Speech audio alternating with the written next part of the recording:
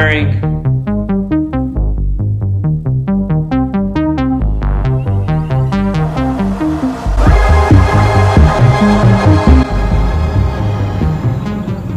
Why is wiring so scary?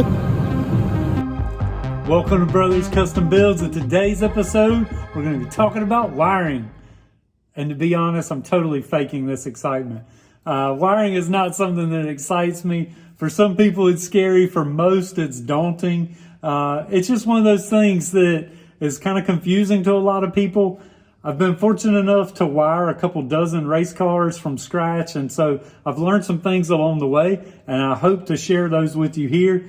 But if you're sitting there asking, Stephen, are you going to help me not be scared of wiring? Nope, not going to be any help for that. But I will be happy to share some of the stuff that I have learned about it, but I am nothing of an expert on wiring.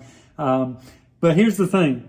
Wiring and I believe plumbing, the little details, I think that's really what separates a build. I think that's what takes it to the next level. If those are done with a lot of intentionality and just done very clean and pro, I think that's the next level of a car. And so I always strive for that when I'm building cars for my customers.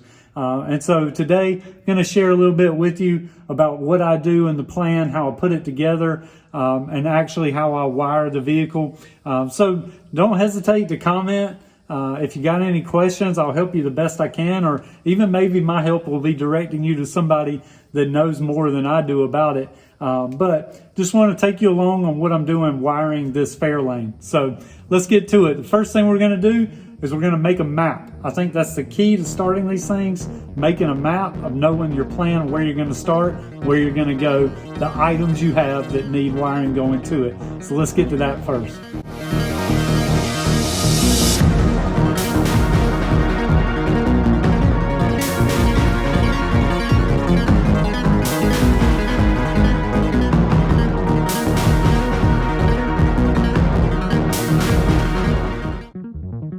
A lot of times what I like to do is use some of the good elements of engineering from the original manufacturer. Let's be honest, they got a team of people much smarter than me that designed this car to begin with. So for this thing running the wiring, I found this nice little channel in the rocker box under this trim plate.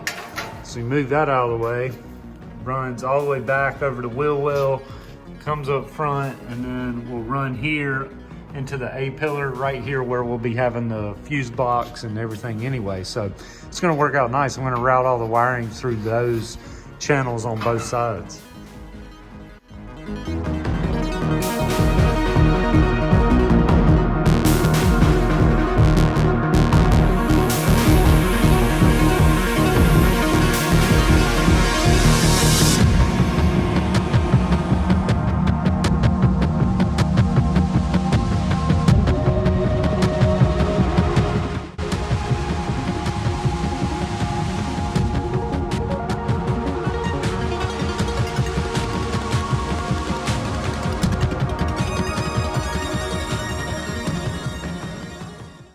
All right, give you a little tip on these twisted wires. It looks really good to twist the wires together, but do not twist the entire loom together. It gets really difficult to service a wire when you have something go wrong or if you want to add another wire in. So what I do is I just twist individual switches and individual relays and just individual runs so that it's only smaller sections of wire that I need to get in and dissect if there's ever a problem. So do not twist the entire loom together. You will regret it if you do, I promise.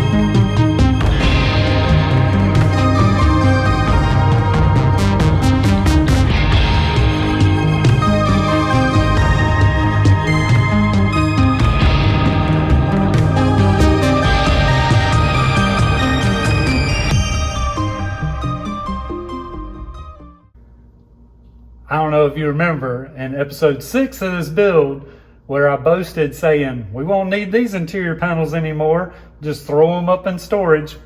Well, that was a dumb lie. We needed the panels back in here to be able to have a home for all the electrical components like what's behind this cover panel. Made this cover panel to serve a couple purposes and functions. One of which, as you can obviously see with the dimple dies, is a safe and secure, sturdy place for the passenger to be able to push their feet against, forcing them more into the race seat. Anytime you can more comfortably hold your extremities, like your legs and your arms, it just makes you feel more secure when you're riding in the vehicle. So the passenger will be able to push against this and also hang on with their hands on the seat. But behind this, 2 Zeus fasteners let it hinge down. Behind this houses all the electronics. I made a little mock-up 7AL box to the dimensions of a 7AL. David welded a little shelf onto the floorboard to hold this thing. I feel like the driver, once he starts racing this thing, will want to go with the 7AL, so I wanted to leave room for it now. But also behind here is our fuse block relay, starter relay. So nice little way to conceal it and have another function and purpose for this part other than just concealing something.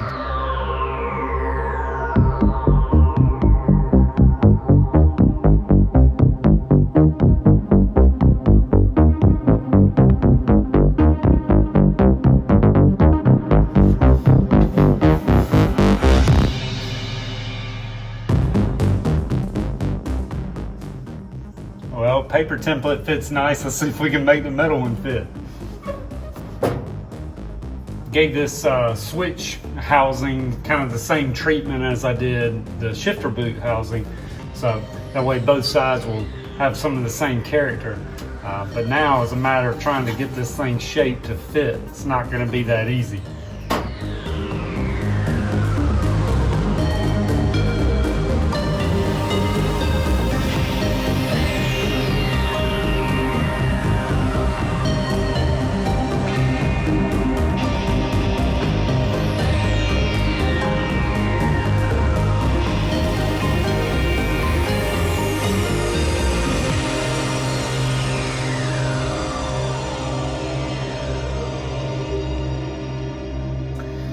Alright, this is a point where I just want to be honest as a fabricator.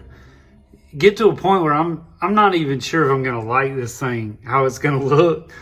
And I've gone to a place where I can't really go backwards. I've already cut the trans tunnel. I don't want to remake the whole trans tunnel. So I'm just going to have to keep working this thing, see if it fits. And if I end up where it doesn't fit right or I don't like it, then I'll more than likely just remake this outside piece to accommodate the hole that I've already cut within the trans tunnel. But this thing very well, I might get it all up on here and just absolutely hate it. But that's just part of fabricating. I think at this point, it's going to end up looking like how I want it, but you just don't really know. And metal can be tricky with that as you're shaping it around. Sometimes it just doesn't have the look that you want. So it's just part of it. Just got to continue to work it and adapt when need be.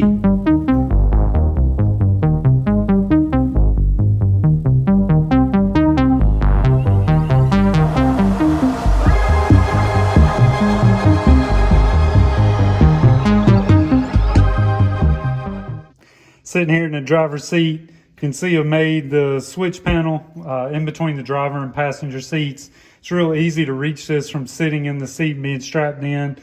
I did that on purpose. I think it's nice to have the ability for both driver and if there's a passenger to be able to operate things if need be, if there's a problem. For instance, this kill switch here, this is actually the ignition switch on. So when the driver puts this key in, turns it, that'll turn on power to the ignition. It'll turn on power to the fuel pump. These little accessory switches, those will be for things like fans, lights, etc. But this thing being here, easy to reach, along with the kill switch in the back on the bumper, either one of those, if they're tripped, will totally shut the car off in the case of emergency. So both driver and passenger could reach that and easily kill everything. Just like having little features like that for safety. This switch housing, the design of it, tried to make it match the shifter housing as much as possible with the brushed bead roll area and then the orbital sand on everything else. I had to add a little extension on it here to make it all tie in, so it's not one piece but all flows well together.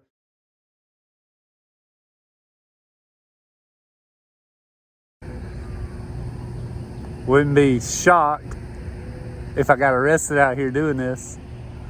Hopefully I don't see any coppers.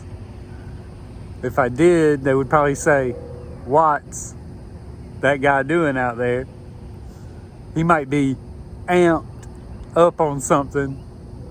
So be careful. He might be wired. I could go all day.